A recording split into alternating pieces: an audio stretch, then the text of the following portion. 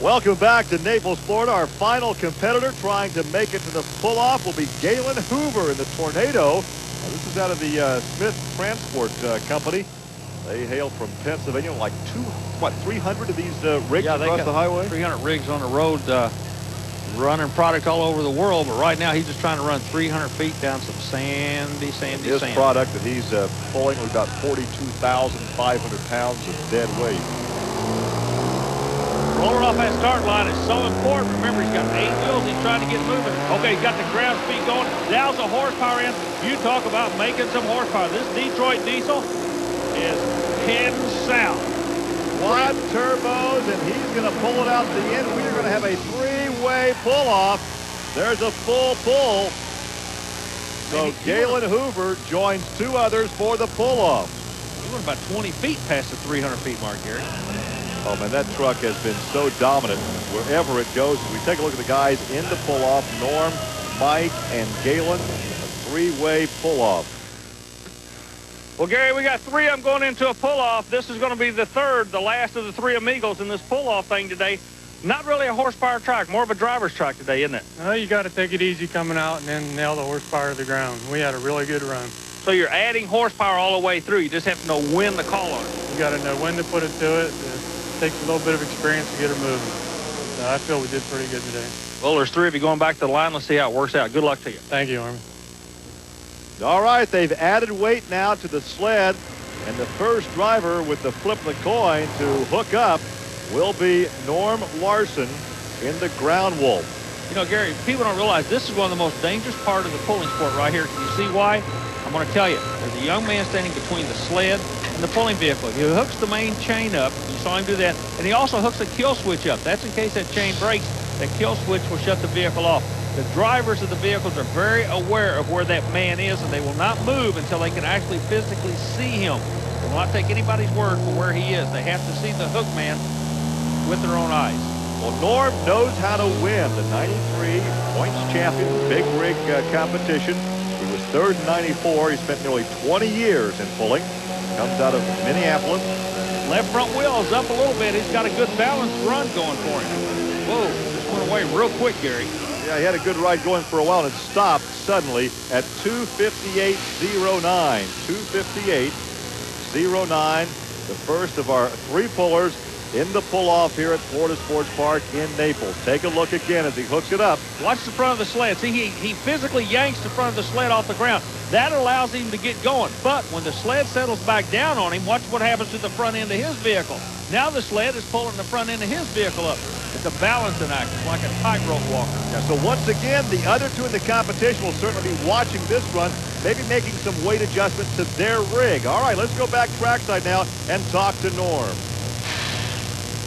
Norm, something seemed to let go in the truck. You were making horsepower all the way through it, and all of a sudden, bam, like something happened. Do you have any idea? Oh, I think we lost the rear end there.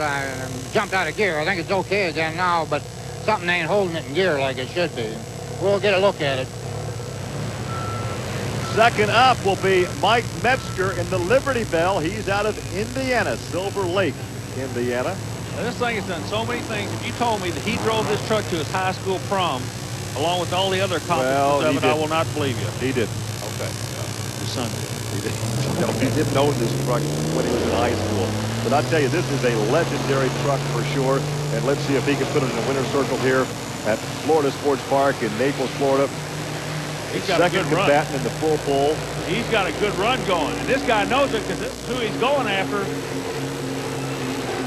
Well, it looks like he's beaten him for sure. Yeah, he's well past what Norm turned in at 2:85.01, which puts Mike Metzger in the lead. 2:85.01. Mean Mike beats Storm and Norman. Now we got one more puller to go. Yeah, the last one will be Galen Hoover as we take a look now at the replay of this run by Mike Metzger. What's so unique, Gary, is you have 2 axles back here, 8 tires you're trying to coordinate. It is a big balancing act. But the bottom line is that sled's going to get heavier every inch you go down the track.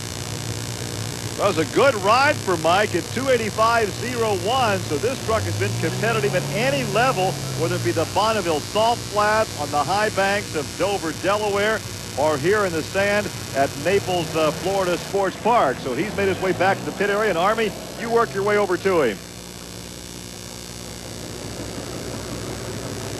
Well, Norm told us he had a rear end let go. You're the man sitting on top of this thing right now. You got one bullet to dodge. Can you do it? That's a big bullet that's coming up there, but I made a good run. He's going to have to get right with it to beat that. I did all I could do. We're going to be keeping an eye on you on this run. Hope it holds up for you. I hope so. I'd like to have a win here for change. Galen Hoover, our last combatant, coming up. Stay with us as we come back to Florida Sports Park.